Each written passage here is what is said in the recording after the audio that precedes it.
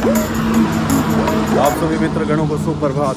प्रातःकाल का समय है और हम निकल चुके हैं जंगल की ओर प्रस्थान करेंगे। सुबह सुबह का शुद्ध वातावरण, हम शुद्ध वातावरण का आनंद लेंगे। भारी वाहन बाईं ओर चलाए, जैसे कि आप थोड़ा भारी वाहन हो चुकी हैं, आप बाईं ओर चलिए।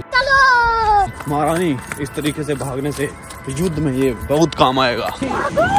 इसी पहाड़ों में जब युद्ध लड़ा तो मैंने सीखा कि कैसे युद्ध में दुश्मन को पराजित करते हैं। बोलिए। आप बहुत बलशाली हैं। आपके विश्वास से यही बल पाया है। चलिए। इस जंगल में आप शिकार के लिए जाते हैं? इस जंगल में हमारा स्नान करने का व्यवस्था है, जहाँ पर हम हमेशा आया करते थे। आज हम आपके साथ जा रहे हैं।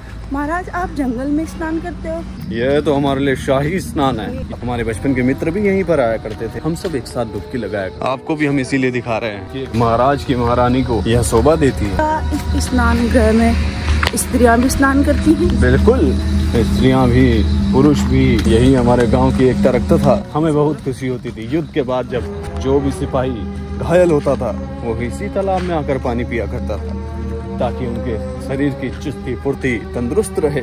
महारानी, हम आपको ये सब क्यों सिखा रहे हैं? क्योंकि आपको भी युद्ध के लिए तैयार होना होगा। यही वो तालाब है महारानी, जहाँ पर हम अपने मित्र गणों के साथ होते स्नान करा करते। महाराज, पर इसका पानी तो बहुत ही गंदा हो चुका है। ये गंदा इसलिए है क्योंकि जब ये चलता है ना, प्रेशर से पहले यहाँ आता है, फिर यहाँ से यहाँ आता है, फिर यहाँ से आता है। ये शुद्ध जल होता है। आप जब पियेंगी एक बिल्कुल शुद्ध जल। और आइए हम आपको युद्ध का स्थल दिखाते हैं। वो कुछ सुनाई दे रहा है महारानी? महाराज, तो कौन से पक्षी की आवाज है? ये मोर पक्षी की आवाज है। अगर मुझे मोर दिखाई दिया तो मैं आपको भी दिखा दूंगा। मोर के दिख जाने से दिन की शुरुआत अच्छी होती है। और आज प्रातःकाल में जो ये नजारा है, देखिए, यही हमारा युद्ध का मैदान हुआ करता था, जहाँ पर हम युद्ध के लिए सारे सैनिकों को तैयार किया करते थे। महारानी, पहली दफा युद्ध लड़ा था तो हमने निसंहार हो गए, नरसंहार किया था। हमारी प्रजा की जो लकड़ियाँ आती हैं, घास आता है, गाय बकरियों के लिए जो पत्तियाँ आती है, वो इसी जंगल से आती है महारानी। और आपको ये पता होना चाहिए, आपके महाराज इन्हीं जंगलों में जाया करते थे और आपकी प्रजा को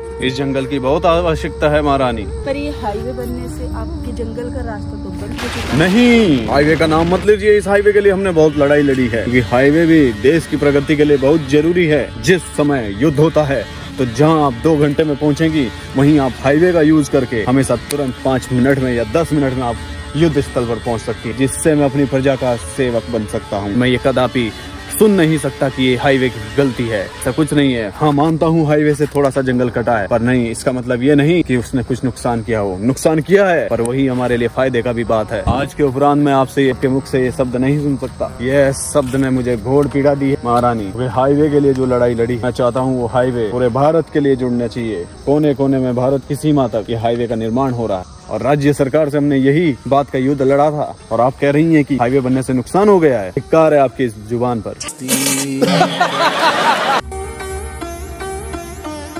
महाराज, आपको कुछ याद आया? महारानी, इस वृक्ष को देखकर मुझे अपनी पुरानी याद आ गई, जब आपको मैंने इस वृक्ष पर झूलते हुए देखा था। याद है आपको? आप युद्ध के लिए यहाँ पे आए थे? युद्ध के लिए तो मैं आया ही था। श्राम के लिए मैंने इस वृक्ष का सहारा लिया था। उसी के उपरांत तुम मुझे मिली। मुझे आपसे प्रेम प्रसंग होने लगा। क्या आपको याद है? जी महाराज, मुझे याद है। चारों ओर मोर पक्षी की आवाज आ रही थी। तुम मेरी नजरों से नजरों मिलाए बैठी थी। क्या आपको याद है जब हमने आपसे वचन लिया था कि महारानी, अगर आपका प्रेम सच में सच्चा है तो हम आपसे भी ब्याह रचाएंगे, और इस वादे पे मैं टिका रहा। जी महाराज, मुझे याद है। और आपको याद है, इसी तरीके से कंधे पे मैंने उतारा था। ये आपकी चरण पादुका। महाराज, मेरी चरण पादुका को अपने चरणों से दूर ना कीजिएगा। महारानी, समय हो चुका है। हमें अब शीघ्र ही घर की ओर प्रस्थान करना चाहिए। प्रातःकाल का समय है। अगर हमारे सिपाहियों को, हमारे परिवारजनों को अगर हम ना दिखाई दिए तो वो कहीं हमें मृत घोषित ना कर दे। और आप सभी को भी, जितने मित्रगण हमें देखा करते हैं, आप सभी को मैं बताना चाहूंगा कि सुबह सुबह व्यायाम बहुत जरूरी है। इससे आपके शरीर चुस्त और फुस्त और तंदुरुस्त रहेगा। ये महारानी, जिस हाईवे की आप बात किया करती है, वो अब कितना अच्छा हो चुका है।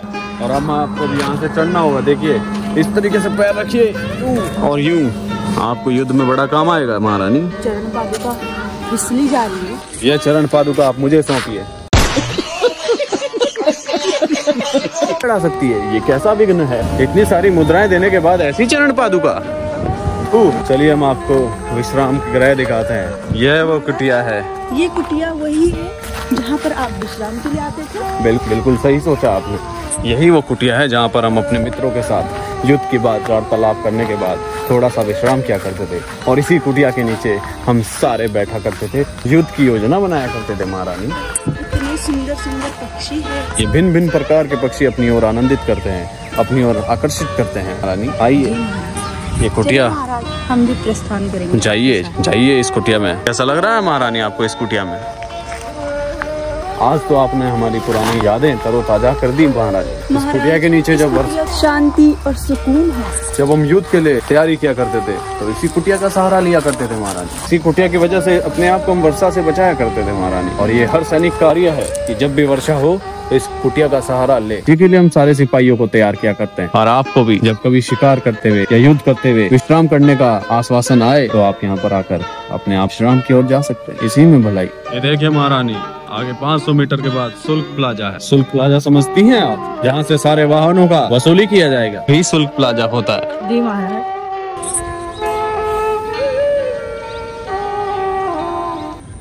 तो चलिए हम अपनी महारानी को देखते हैं कि वो क्या कर रही है। महारानी जी सुनिए, क्या आप उठ चुकी हैं? आप इतना सुबह सुबह उठती हैं तो हमारे हृदय को ठेस पहुंचता है। ये बात मजाक की नहीं है, ये एक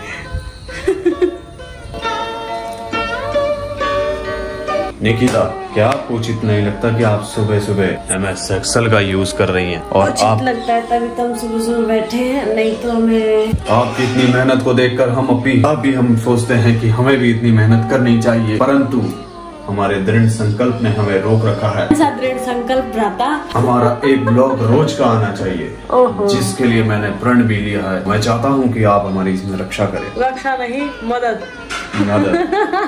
कभी कभी हम उचित शब्द बोल देते हैं। इस युग का दुनिया में अवश्य भ्राता, अवश्य।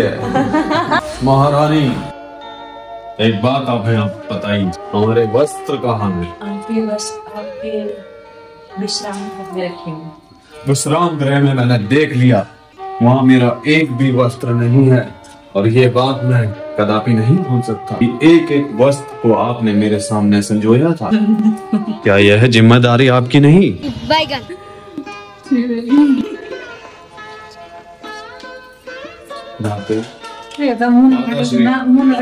कैसे कैसे लोग रहते हैं यार यहाँ पर। माता श्री तो हमें सीरियस ही नहीं लेती है।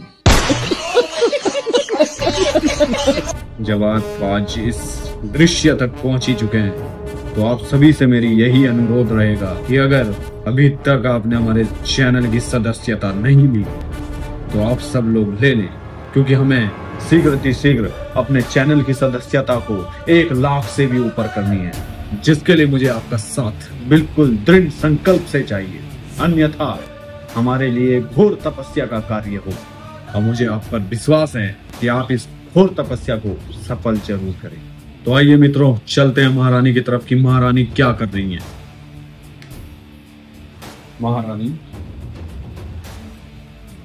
महारानी, महारानी, क्या यह सही समय है आपके विश्राम का? सही समय नहीं है, मेरी आंख लग गई थी। आंख लग चुकी है? आखिर कैसे आपकी आंख लग जाती है? सेना हमारी खड़ी है और तुम अभी तक सो रही हो। ये कदापि हमें उचित नहीं लगता, एक महारानी को ये शोभा नहीं देता। मैं आपसे क्षमा चाहती हूँ, मेरी थोड़ी सी आंख लग गई थी तो मैंने सोचा क्यों ना मैं थोड़ा सा विश्राम कर लूं। अगर आप इस तरीके से विश्राम की ओर चलेंगे तो हमारी प्रजा का क्या होगा? जो प्रजा आपके भरोसे बैठी है क्या करेगी महारानी? क्या आपको जरा भी क्षमा चाहती हूँ, प्रजा को आप देखिए, आप संभालिए। क्या तुम्हें प्रजा का थोड़ा भी भय नहीं? मुस्कुराइए, जितना मुस्कुराना है मुस्कुराइए। आज हमारी हालत पर आप मुस्कुरा रही हैं, ये कदापि एक महारानी को शोभा नहीं देता।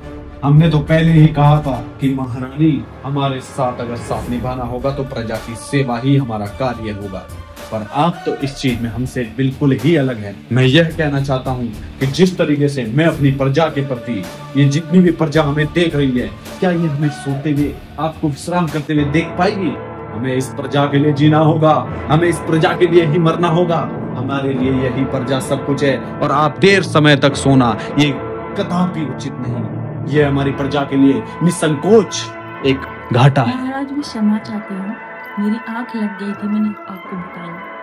इस बार हम आपको माफ कर देते हैं, अन्यथा हम आपको महारानी का दर्जा अगर देते हैं तो वो इसीलिए कि आप हमारे स्वयं इतने कष्टों को भोग के आई हैं, ये हम भली भांति जानते हैं। पर आपको भी इस सभ्यता को नियंत्रित रखना होगा महारानी, अन्यथा हमारे कुल में ऐसी महारानी की कोई जगह नहीं। क्या पानी की टंकी भर गई? महाराज महाराज उठिए, महाराज महाराज उठिए, पानी की टंकी भर गई है, पानी नीचे गिरा है, सेनापति का फोन आया है। महारानी हम निकल रहे हैं, शीघ्र शीघ्र हम इस महल में प्रवेश करेंगे। महाराज ये आपकी सफलता के लिए आप विजयी होकर आएंगे, पूरे जो प्रजा है हमारी उसकी रक्षा करने के लिए आपको भेजा गया है, तो मैं चाहती हूँ कि आप विजयी हो। आयुष्मान भाव, मुझे जाना होगा।